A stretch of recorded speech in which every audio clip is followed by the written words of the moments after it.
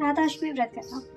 ब्रह्मवैवर्त पुराण के अनुसार एक समय की बात है, गोलोक धाम जहाँ श्री कृष्ण अपने नित्य विहार करते हैं, वहीं राधा रानी भी श्री कृष्ण के साथ निवास करती थी। एक बार की बात है, जब राधा रानी कुछ समय के लिए गोलोक से दूर थी, तब भगवान श्री कृष्ण अपनी सखी विरजा के साथ विहार कर रहे थे।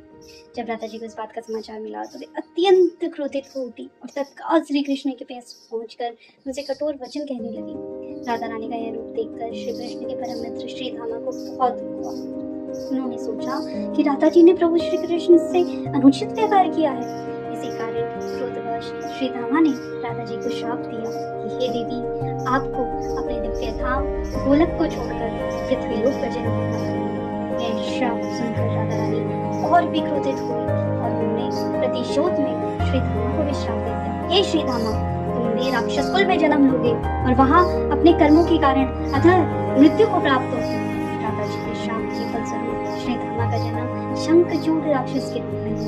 यही शंखचूड़ भगवान विष्णु का अन्य भक्त था, जिसे बाद में भगवान शिव ने युद्ध में पराजित किया।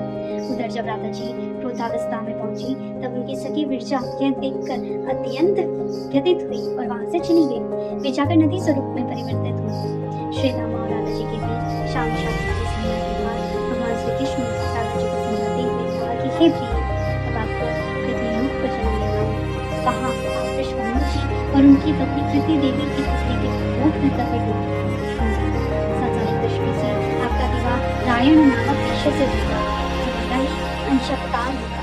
इस प्रकार पृथ्वी पर भी आप मेरी प्रिया जरूर नहीं रहेंगी, परंतु हमें वहाँ वियोग और मिलन दोनों की लीला का अनुभव करना होगा।